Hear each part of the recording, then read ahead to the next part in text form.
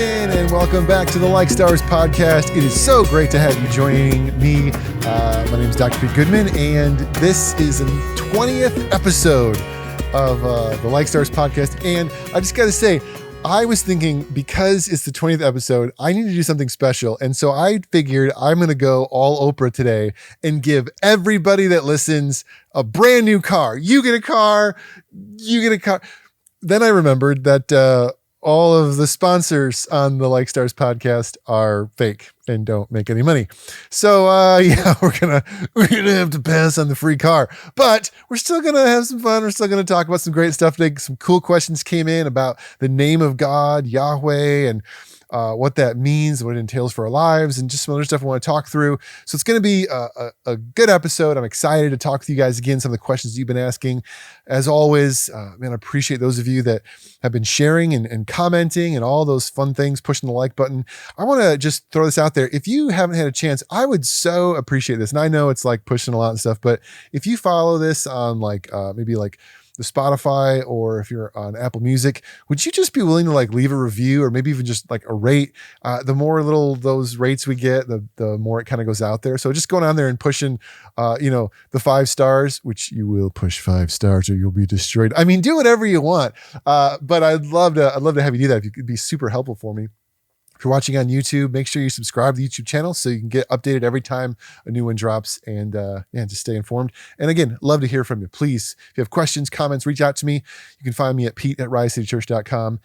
Find me on Facebook, Like Stars, the Like Stars podcast on Instagram.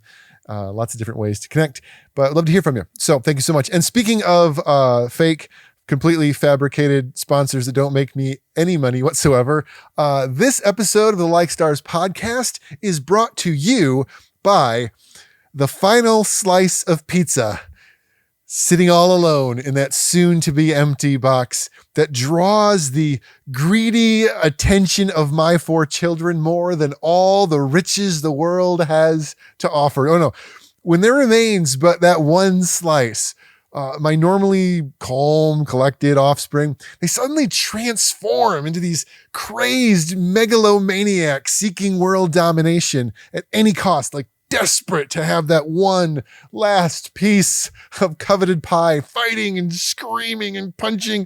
They're just going at it. They're killing each other. You'd think that we're all in the death throes of the apocalypse, and it's the last piece of sustenance on earth. And agonizing starvation is sure to follow if they don't get it. But of course, after the war rages, one dominant child claims said glorious prize, lofts their hard-won possession in the air for all their now defeated siblings to bow to their utter shame and jealousy and bask in the victor's greatness.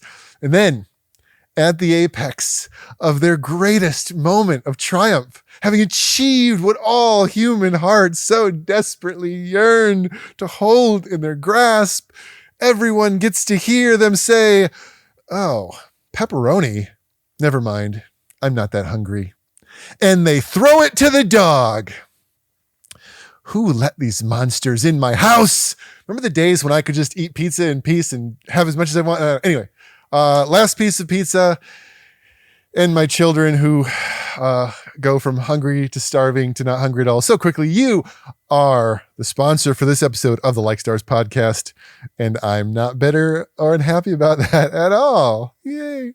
Anyway, let's dive into some of your questions. This first one is a really good one. And when it came in, when someone asked me, I was like, oh, I'm excited about that. I've actually taught on this before, and so I'd really enjoy walking through on the podcast with you. So somebody asked me, and sometimes just for clarity, questions are more like conversations rather than very clear cut. So I kind of have to summarize the conversation or what we were talking about down to a smaller piece. But essentially it comes down to this. What is the significance of God's name, Yahweh? And how does that relate to when God says his name is I am in the Old Testament? What is this name about? What does all this mean? And so I thought it'd be a fun conversation to talk through a little bit. Maybe share some of the things we do know, some things we don't know, some of the things we can draw conclusions about. But let me just give you a few things to start. And I was thinking, actually, it was funny because on Easter Sunday here at Rise City Church, where I'm one of the pastors, we sang a song, and there's this moment where, like, Yahweh, the word pops up on the screen. We're singing it together. And it's like, do we know what that word means? Sometimes we kind of think, like, we use words sometimes at church. Like, I know that's like the name of God. What does it mean? What is it all about? So I thought it would be good to talk through. And the first time we see this name Yahweh is in the book of Exodus. And it's okay if this is something that is confusing or you're unsure about. I think a lot of people kind of are, because it is a little bit confusing. In the book of Genesis, whenever it talks about God, we don't know a lot about God personally. We know he's a creator. We know he calls Abraham and things. And we haven't really personally met him yet until the book of Exodus. Now, one of the difficulties of the Old Testament is there is a command to not misuse the name of the Lord, which is Yahweh. And so oftentimes when you're reading your Bible, instead of saying Yahweh, they just put the word Lord. That's a kind of just a way of trying to honor that. And that might be another question we can talk about in the podcast, maybe the misusing the name of the Lord. But so sometimes we're not even sure when Yahweh is in the Bible. Sometimes the word God, El Elohim, is sort of a generic, like in English, like God is kind of a generic word. God could mean the one God we're talking about, or, other things could be gods or whatever. So Elohim was very similar. Elohim could also mean an angel or some spiritual being. All the other cultures had Elohims, gods. But when we got personal, his personal name was Yahweh. And we find that first in the book of Exodus. Now, I don't want this to be like a whole history lesson, because, you can read some of this yourself. But essentially, God calls Abraham in Genesis and tells him, I'm going to make your people a great nation. All this, and then his descendants end up as slaves in Egypt. And he calls this guy Moses, who was himself born into Egypt. He was rescued as a baby and raised in Pharaoh's household. And then there came a moment where Moses was defending his people and murdered basically a taskmaster, a slave master, and ran out into the wilderness, where he was hiding and living by himself, tending sheep for almost 80 years. And it's here where we find this really cool, interesting story. And I think rather than just being like, here's what Yahweh means, I think you need to see this in the context of the story. So to start, let me just say this. The word Yahweh is a kind of a difficult word. We don't know a ton about it, but we do know that its root means to be, exist, I am. So when we see the I am, that's actually kind of at the heart of what this word means. Now, other people have talked about kind of like, well, the four letters of Yahweh sound like breathing. I've heard people like, is Yahweh mean breathing? There could be something cool there, but that the word literally does mean exist, to be. I am is Yahweh. And so let's talk about the story of where we see it, because to understand how God's name could be I am and what Yahweh means, you can't just sort of think of it by itself. You got to understand it in its context, in the world in which this is happening, in the way in which it's first heard. So if you really want to study this, jump into Exodus chapter 3, where this story happens, and just read it. And I want to give you a few clues as you do. So it tells us that, first and foremost, Moses is out in the wilderness and he sees a bush that is on fire, but it's not burning. It's just like continually going, right? The unburnable burning bush, you might say. And Moses sees it, it catches this, and then a voice speaks out of the bush and calls to him, Moses, Moses. And Moses, like, well, here I am, right? And God speaks to Moses out of the bush. And we see this in chapter 3. God says, don't come any closer. Take off your sandals. The place where you're standing is holy ground. And God then Yahweh introduces himself to Moses by saying, I am the God of your father, the God of Abraham, your descendant, the God of Isaac, the God of Jacob.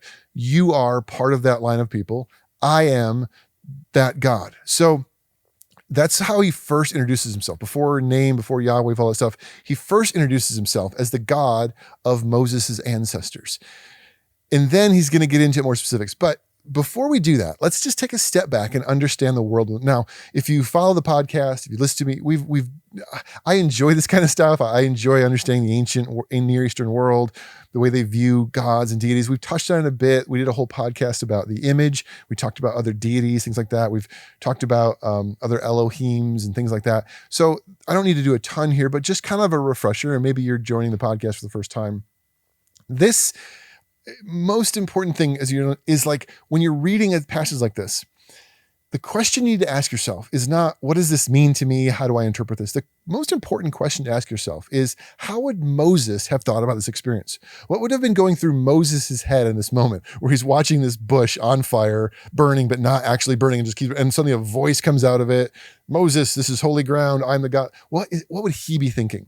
We call that cultural context. We call that, we're talking about what is going on in the world. How did people at that time think and process this kind of stuff? What would it have meant to them? Because this was 3,500 some years ago, to a very different group of people in a different part of the world who saw the world differently, who had different views and beliefs and ideas. So when you see the world through Moses' eyes and you begin to understand the way this story was coming into effect, it'll actually make more sense about why and how God reveals himself and what his name actually means. So first thing is that Moses grew up in Egypt. And in Egypt and in all of Mesopotamia in the ancient world of the day, there was not just one God. There were thousands of gods. And I've mentioned that before, just that we know of. There could have been way more that we don't have record of. And what's even stranger to us, but normal to a person back then, is because we have been raised in what we call a monotheistic one God culture of, whether it's Christianity, Judaism, or Islam, which kind of dominate most of the Western world. The idea of worshiping one God, having one God is sort of central to us, but it wasn't to them. So in the ancient world, there wasn't just one God, and you didn't just worship one God. It was normal for a person to honor and worship all of them, as many as you needed to at the same time sometimes. Gods at the time, and I've mentioned this in a previous podcast, but it's really important for this one. When they thought of Elohim, of deities, of gods, they weren't thinking of them quite the way that we are, of the one true God. That wasn't, number one, I've mentioned this before, Elohim deities were part of creation, and all gods in the ancient world had a function or a role to play, and they were arranged in a hierarchy, like the government of the cosmos. And they saw their various gods as parts of the world. Again, I've shared that before. They weren't outside of creation. They were part of creation, and they all served a role. They all did something. The gods kept the universe going. They kept everything going. They made sure that things functioned and there was peace and harmony and the whole machine worked properly. And the humans served the gods by worshiping them and caring for their needs and doing the lower work. As I mentioned before, one myth even saying we're created to bear the drudgery of the gods, right? Come bring all that again. And so what this meant was you had gods who were responsible or in charge of everything. They were gods of the weather, farming, war, love, children, you name it. And there was a God who was basically in charge of it. It was their responsibility. And again, they're all arranged in a hierarchy. And that hierarchy, that matters, because the more important function or job you had, the higher and more powerful and more important of a God you were. For example, going back to Egypt, where Moses spent his whole life, you had a God who was the sun god. He was in charge of the sun, which is, right, kind of a big deal. And since the sun is kind of a big deal, sun god was the most powerful god of all. His name was Ra, something called Amun-Ra. Ra was the god of the sun. And because he was so important and so powerful, he was what they referred to as sort of the national deity. Now, when I say national deity, this is where, again, it can be confusing for us because we don't think this way. It didn't mean, get this, it didn't mean that everyone in Egypt only worshiped Ra, that Ra was Egypt's only god. Rather, it meant that all of Egypt was he was over all of Egypt. He was the big chief god, and all Egyptians acknowledged him as the top dog. But Ra had children, and he even had rival gods, Osiris, Memphis, Amenhotep. In ancient Egypt, the god Osiris was considered Ra's main rival because he was the god of the underworld. The sun brought life, the underworld was death, whatever. They sort of rivaled gods. But it's not like you either worshipped Ra or worshipped Osiris. It was more like they both had a role to play. One was more important, one was more powerful, but you honored them each in their own way. Because Ra would outshine with the light of the night, he was more important. And therefore more people would worship Ra, sort of like hold him in the highest esteem. Now, again, since Ra was so important, all Egypt recognized him as the highest God. So Moses would have thought that. And this can be kind of weird for us. Like, again, at this point in life, Moses had spent his entire life in Egypt. It's all he knew. It appears from the text that he had some idea that he was part of this group of people known as Hebrews, and that they had a lineage going back to a guy named Abraham and his sons, Jacob, Isaac, so forth. But for Moses, the world that he lived in was the Egyptian world. That's what he knew. And so Moses would have acknowledged that Ra was the chief highest God. And, everyone in Egypt recognized Ra. But if you lived off in like a smaller city or small village, it might be more like Ra was the president, sort of out there. He was the chief dog. And really, the only people that had access to Ra might have been like the Pharaoh or the leaders of Egypt. You couldn't go to Ra yourself. He was too big. So you knew he was in charge, the top guy, whatever, but you didn't have contact with him. Instead, your smaller city might have its special loyalty to its own God. And we see this all the way up even in the New Testament. When in Ephesus, they talk about Artemis being their sort of chief deity. It didn't mean they only worshiped Artemis. It meant there in Ephesus, Artemis was like the one it was like their special God.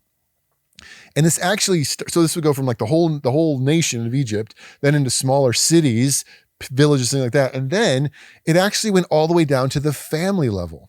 So a family, which was often a clan, a family could be made up of anywhere from 20 to a couple hundred people, all a clan together, a big family, would all have like one God that was sort of like their family God. It didn't mean they didn't worship other gods. It didn't mean they didn't recognize other gods. It just meant like that was like their sort of special patron God.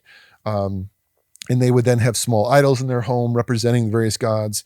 And if you were a small family, it might be a smaller God, less important God, but it was like your God and the one you could get their attention to, but you might still honor Ra. So this is the way that world worked. And the smaller the town, the less important the God, the bigger the family. Pharaoh's family they were all sort of probably descendants, children of Ra in some way. But again, it was all relative to where you lived, how powerful. So I live in San Diego. If San Diego was, our God was the God of war, right? Where I actually live in East County, Lakeside, maybe we have the God of nutmeg or ambidextrous squirrels. I don't know, because we're kind of in the middle of nowhere. So we all had, but if that wasn't confusing enough, again, you'd also have these gods that your family was specifically loyal to, and how important these gods were dependent on how important your family was. So yeah, Pharaoh, his family God was Ra because he's over all of Egypt. But why does all this matter? Well, first, we need to understand that at this point, Moses doesn't know anything about this God that's speaking to him. And what we see is, and you just look at the text and you realize Moses isn't freaked out that a God is talking to him. I'm sure it was weird for him, right? But Moses's worldview would have been, there are lots of gods. And if a God wants to talk to him, okay, weird, but okay. But all that he knows is the world of Egypt that he grew up in. And all that he knows are the gods of Egypt. So when the voice out of the burning bush tells him to, first he says, take off your sandals. He says, the ground you're standing on is holy. Now, we hear that, we're like, okay, what's happening? Well, the understanding here, when the voice says the ground you're standing on is holy, like all around me, take off your shoes, that is the first hint he's giving Moses that this is not some small, know-nothing, trifling, lower-level deity. This God must be a bigger deal. The fact that you can't even keep your shoes on around this burning bush, he's not just the puny God of cheese or something. He's saying, take your sandals off. You're approaching a higher level God than you understand. So Moses is like, oh, okay, wow, I'll take my shoes off. And then he says, I'm the God of your fathers. And he's telling him, he's identifying him with, I am your people's God. You actually don't know this because you've grown up in Egypt and they're all slaves and they don't even know me anymore. But I made a promise to your forefather who worshiped me and he was loyal to me. You are part of a group of people that are supposed to be my people, your family. I am your family God. But again, Moses, he knows of 2,000 gods probably. Okay, here's another one. So he wasn't shocked that a God was speaking to him. What was he probably most confused about? Not that a God is speaking, which God is speaking. So the story reads on and God says, I want you to go back to Egypt and I want you to bring out all of my people. Now, again, that word my people, it's connected to the family God. He's basically saying, just as all of Egypt is our Amun-Ra's people, all those Hebrews that are slaves are my people. I'm their God because I made a deal with their forefather. I want you to go back to Egypt and bring them all out, and I'm going to introduce myself to them and be their God, and they're going to be my people again. And Moses, rightly so, hears that, and he's kind of like, yeah, okay, flaming bush, listen, I hear that, but those people you're talking about are slaves to the Pharaoh. And I like, what do you just want me to walk in there and what? Tell Pharaoh like, hey man, you don't know me, but you need to let all these people that are working for you go free? Kind of a big request. And so Moses freaks out a bit. And God, after knowing that, Moses asks God a very important question. Moses says in chapter 3 and verse 13, he says this. Moses said to God, suppose I go to the Israelites and say to them, the God of your fathers has sent me, and they ask me, what is his name? What shall I tell them? Suppose that I have to walk up to the Pharaoh and say, hey, most powerful ruler in the world, image of the most powerful God. Yeah, this other God wants these people to go. Like, well, aren't they going to ask me which God you are? Why does he care what his name is? So when Moses asks for his name, what is his name? He was asking what God he's dealing with. Because in the ancient world, the name of the God, and this is the key to everything, a God's name, it wasn't just like a middle schooler meeting a friend and say, hi, I'm Jimmy, what's your name? Like making new friends. The name of the God spoke to what the God was in charge of, and what the God was in charge of would then speak to how powerful the God was, the hierarchy. So look, Moses is saying, look, we got like 2,000 gods in Egypt. They do all kinds of things. Some are really important, some not so important. Which one are you? When I go back to the Pharaoh and to all these people and they say, a God wants what from us? Which God? What God? Again, it's not just tell us his name. Is it Bob? No, like what God? Because I have God of moon and God of sun and God of death and underworld and war and all these things, and they're powerful. We also have gods of, elm trees or whatever else, and they're not as, what are you, the God of self-combustible shrubberies? Is that what I'm supposed to tell them you are? What are you in charge of? Where are you on the hierarchy? How important are you? Because I don't know if you know this voice coming out of this little burning bush, but Pharaoh is the image of Ra, the sun god. I mean, sure, like, maybe corn god, he's in charge of crops, cow god looks after livestock. But which God are you that I can go to Pharaoh and say, hey, sun god, let these people go? There doesn't seem to be much of a market for self-combustible shrubberies around here. So Moses is like, I don't know that by what authority would I go and tell Pharaoh to do this? Because again, the name said what you were in charge of, what your responsibility was, and thus where you stood on the hierarchy, how powerful you were.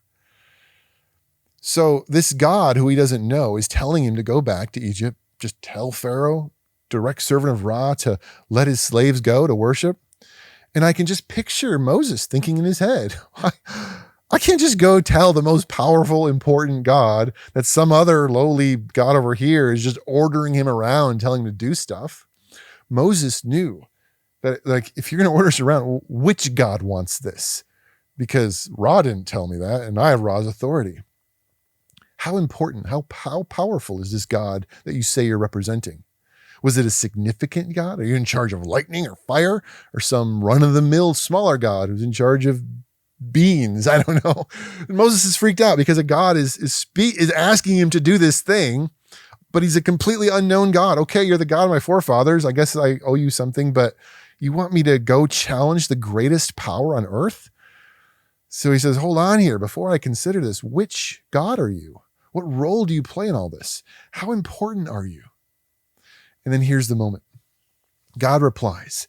And when God replies, it must have just been a shocking statement for Moses to hear. God said to Moses, verse 14, tell them, I am who I am, Yahweh. Now, go and tell the Israelites, I am, Yahweh has sent you. And now we hear that in context, it changes a little bit. Okay, your name is I am. When Moses asked this God, which God are you? What's your name? He was asking, what's your function? What are you in charge of? Are you sun God? Are you moon God? Are you in charge of trees? Are you in charge of ladybugs? God says, here's my name, Moses. You want to know who I am? My name is a verb. Your name's a verb. Yeah. The verb to be. How can your name be a verb? What does that even, was Moses like, did you just tell me your name is a verb? That doesn't even make sense. But it does when you understand the question. God says, you want to define me? You want to know what I'm in charge of? You want to know where I rank in your little hierarchy of gods? Where do I stack up next to sun God? Okay, Moses, I'll give you a name. I'll define my role in all of this for you. So you know exactly which God you're talking to. And you can march into Egypt and you can look Pharaoh in the eye and say, hey, this God has something he wants for you to do. Go and tell them that you just had a conversation with existence. I am. Meaning, forget everything you think you know, Moses, because I am bigger than the sun and the moon. I am bigger than rain and lightning. I am bigger than war and love and all those kind of things. If you want to give me a function, a role I play, it's this. I hold everything together by the power of my word. I am the creator, the all-powerful, all-consuming beginning and the end. Everything that exists because I allow it to exist. And every little puny God you guys bow down to is or is not because I give the freedom for it to exist or not exist. I hold all things together with the power of my hand. I'm not responsible for any one thing. I am over all of it. There's no one like me and no one puts me in a little box. I stand above and beyond the universe itself and all lives, everything that moves and breathes, everything that exists because I am. Now you go and tell Pharaoh and his little tiny sun God that existence has some demands for him. And now Moses is probably like, oh, yeah, let me take my shoes off. I didn't quite understand who I was approaching. And even when he goes and approaches Pharaoh, Pharaoh has no idea. The people have no idea. No one quite understands. They later would confuse him as thunder god because thunder. No, it takes a long time for them to realize their whole worldview is wrong. Everything's wrong. The way they were viewing life in the world and everything was off base. Existence. God says, I am more than the small things that you want to put in a box. I am more than your vain attempts to try to, I don't know, just like create me into something small and puny that you can control. You can't control me. I bow to no one. And if you're worried, Moses, if your concern is that you need someone with more authority to be able to tell Pharaoh and his little sun god, here it is. I am the God of everything. I cause the sun to rise. I bring the moon up at night. I put every star in the sky. I give breath to Pharaoh's lungs. This little bush that's burning in front of you is nothing for me. I am existence, Yahweh. And so it became paramount that the people, the Israelites, understood. It wasn't just like, okay, now we have your personal name, we're buddies. It was so much deeper than that. It was, we understand how different, how other you are from every other thing we think is a God.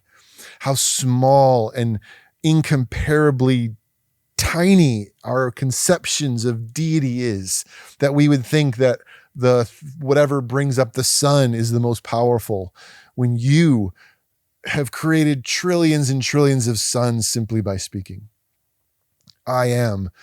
God is over all of it. God is powerful. God is omnipotent. God is bigger. He has more authority than anything and everyone. And I just think sometimes for us in our own lives, we need to keep that in mind. I think it's just a good thing to lodge in your brain that when you follow this God, when you give your life to, revealed in the person of Jesus the Christ, and you follow Jesus, it's not just like, oh, he's just one of many gods. No, he's not one of many gods. He is I am. He's not just a powerful being. He is power itself. All your issues, all your problems, all your concerns, all your doubts, all your worries. I'm not saying they aren't real or legitimate, but you are following the God of existence who holds it all in his hands, who has power over everything. And when you sit down to pray and talk to that God, just remind you, the next time you pray, just keep that in mind. You are talking to existence. You are talking to the maker of all that is. You are talking to I am, and he is listening. And that's powerful. He is listening. He loves you and he cares about you. Existence is interested in your life. How cool is that? Existence wants to lead you and guide you into a better life, the better life that existence made for you to exist in. How cool is that? So let's give him everything. Let's follow him. Let's give our whole lives to the God of everything, the one who holds it all together, that holds your life, that holds my life, and loves us, is calling us to follow him, be known by him, and know him. And that's an amazing truth.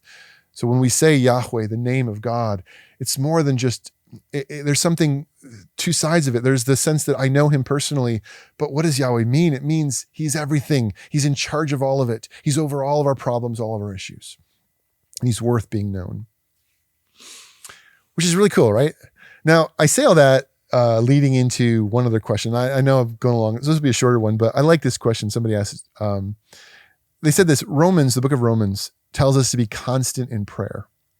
Which you just think about that idea of like how big God is and how amazing he is. The idea of prayer in Romans says, and the person asked this question, how is it possible? How can we be constant in prayer throughout our days? If Yahweh, the God of existence, really loves us and wants our attention, wants to be near us and calls us to speak to him, what does it mean to be constant in prayer and in that kind of relationship with him?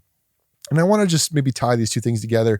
I know it might say, it's a completely different question, but just the idea of what does it mean to live this life with Yahweh, with this powerful God? So there's a couple things. First, and I just kind of look at this, in the book of Romans, we see that Paul tells us that we're to be joyful in hope, patient through affliction, faithful in prayer. He uses this word that's often translated as devoted. And it's a big Greek word, proskarterontes. It doesn't work with that, but the idea of devoted or faithful, committed. In Ephesians, Paul says, be alert and keep on praying, be devoted to it. And in 1 Thessalonians, he says, rejoice, pray continually. It's the same word. Keep going, keep constancy, continuity. And I think what I want to tie into this is that what Paul is getting at here is not that a human can literally live their lives in a constant state of prayer. I don't think that's realistic. I mean, we sleep, you got to live your life. No one could function that way. Rather, I think what's behind Paul's message is this. Number one, behind Paul's message is keep in mind who God is, and that anything you ever need, anything you're ever dealing with, anything you're ever going through, any problem you ever face, Yahweh is listening. He wants to speak with you. Anytime that you're feeling grateful for your life, anytime you experience blessing or goodness, it's because of Yahweh existence. Anytime you're feeling down or alone or sad and wrestling through it, Yahweh wants to be there. So the idea of being continual or constant in prayer is living first and foremost with the mindset that God is not distant. He is not far from you. He is near you. He wants to be there with you every time, anytime. Like I can't even, any time that you want to talk to God, you can. You don't have to get on a plane and fly to the Middle East and go to some old temple. You don't have to do 25 Hail Marys and hit yourself on the back with a whip, or, you don't have to go through some long process of trying to be right and get everything cleaned up. But anytime you want to talk to God, he is listening. Existence is there next to you listening. Say, come talk to me. I'm here. So Paul wants to say continually, why ever stop? And that's what it really behind this word, whether it's faithful, constant, continual, however you translate it, keep on. It's this idea of consistency, of don't quit. Don't ever stop going to God in prayer. Just like saying, like, if I were to say, like, you want to be in shape, keep on exercising. Well, I don't mean exercise every moment of your life. I mean, get in the habit of exercising. Create a flow of your life where exercising is part of your life. Be constant. Don't give up doing it. Don't get the gym membership, go for a month and then quit. That's what Paul's getting at here. God is listening. God wants to speak to you. God wants to be near you. So don't ever give up. Prayer should be a regular part of our lives, along with some other things like worship and community, serving, giving, those things. But be consistent in our time and communication with God. And I wanted to end with that. And I'm just going to get personal for a moment here, okay? Whatever. It's my podcast, whatever I want. So I oftentimes find myself going through, I don't know, I have ups and downs, right?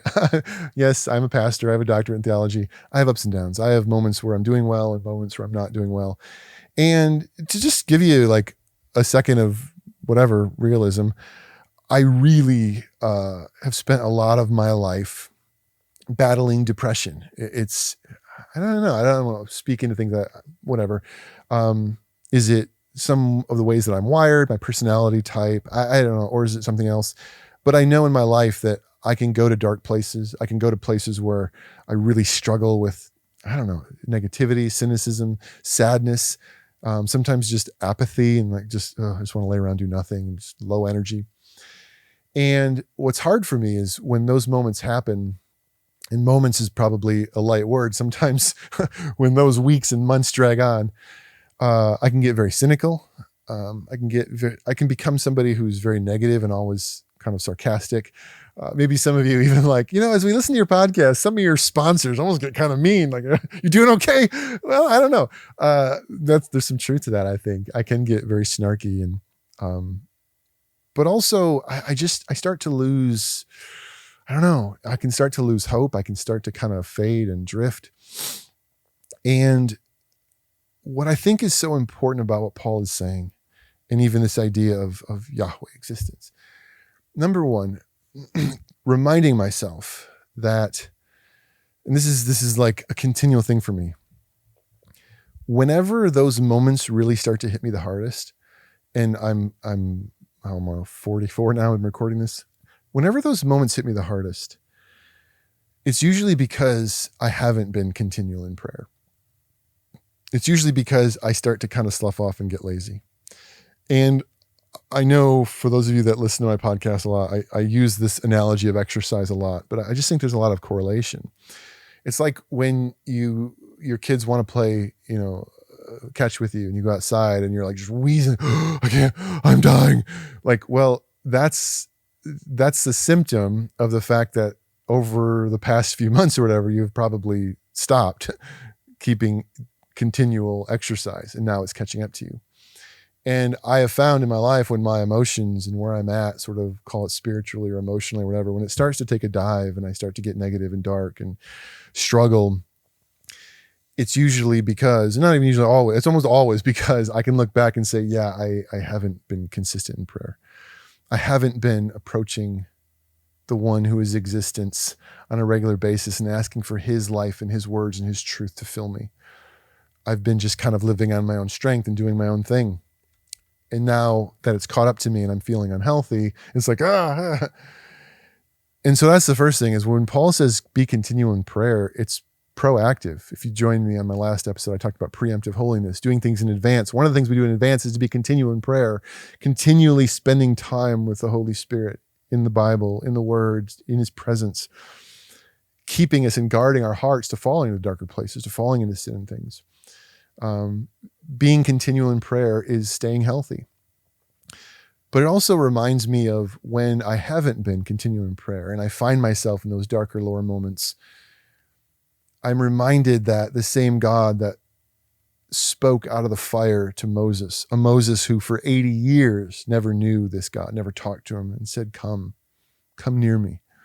Take your sandals off and come, let me speak to you. No matter how far you feel you are from God, no matter how far you feel you've drifted, maybe if you feel like, I used to be close, but not anymore, I'm not doing well, whatever. It doesn't matter. The God who speaks out of fire and says, my name is existence, is saying, come, take your shoes off, come sit with me. Come Come listen to me. Let me speak to you. And no matter how deep of a hole you might feel like you're in, you can start praying continually today. And again, I don't mean locking yourself in a room 24 hours a day. I mean, you can start a new habit today. You can say, you know what, I'm going to just block off 10, 15 minutes a day, and I'm going to choose to start opening my Bible and spending time with him and praying and hearing him speak and speaking to him and regaining that habit. And what you'll find, what I find every time, is it lifts me and it'll lift you out. Existence wants to pull you up and give you true existence. But the connection, the way that we find our true existence in Yahweh is by being in Yahweh, by spending time with him, by praying continually, by creating patterns and healthy habits in our life that we are constantly going to him and letting him fill us, letting him speak to us.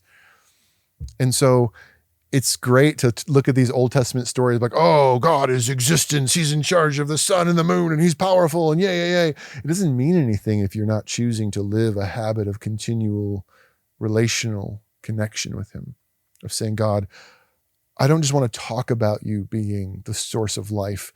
I want to come to you and receive the life you're offering. And so wherever you're at, as you're listening to this podcast, my prayer for you is, if you're doing well, don't let doing well lead you into the trap of thinking you can stop being consistent. That's the trap. You think you're doing well. I don't need to pray. I'm good. Everything's fine. Don't wait until things fall apart. Be consistent now. The God of existence is inviting you in right now while the sun is shining.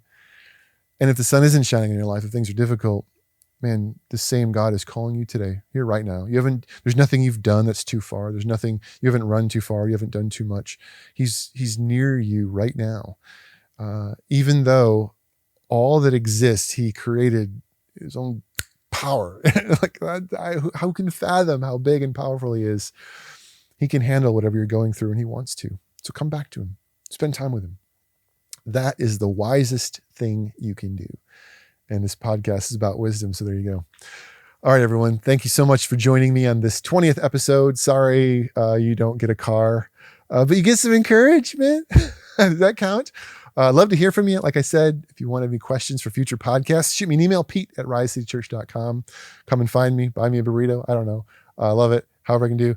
If you just want to sit and talk about life, reach out to me. I'm available. And love to hear from you. Love to connect with you. And look forward to future podcasts and more conversations. Thanks, everyone. Have a great week. We'll see you next time. Bye.